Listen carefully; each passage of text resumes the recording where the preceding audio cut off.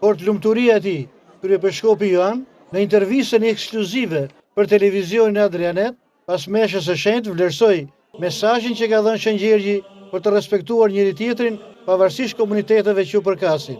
Ai vlerësoi për këtë dhe banorët e Durrësit, si dhe peshën e rëndësishme historike të këtij qyteti, si metropolia dhe qendra kishtare e të gjithë territorit shqiptar në periudhën e hershme. Shëngjergji është një festë që festohet jo vetëm nga të krishterët, por festohet nga të gjithë.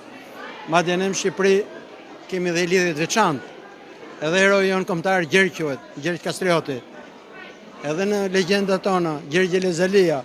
E Shëngjergji është një shenjtor shumë i dashur, është një shenjtor që frymëzon njerëzit për paqe, për harmoni e për t'i duar gjithë njerëzit.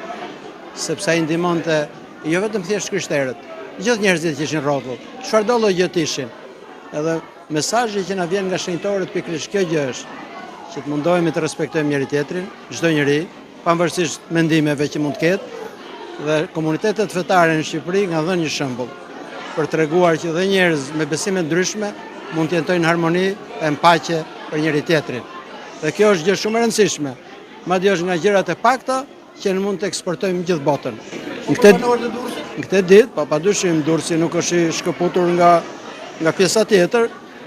Durrësi ka dhe një peshë të rëndësishme historike, sepse ka qenë metropolia dhe qendra kishtare e të gjithë territorit që sot është Shqipëria. Kështu që Durrësi ka një histori të lavdishme, e do duam që mos qëndrojmë vetëm te të kaluara, por edhe në të ardhmen. Gjithë ta lulëzojmë akoma dhe më shumë Durrësin dhe i përgëzoj për harmoninë ndërfetare që kanë ata. Dhe në këtë ditë shenjtë, ju uroj të gjithë banorëve të Durrësit gëzuar dhe për shumë vjet. Ju falenderoj dhe të shëndetëri. Urime dhe ju.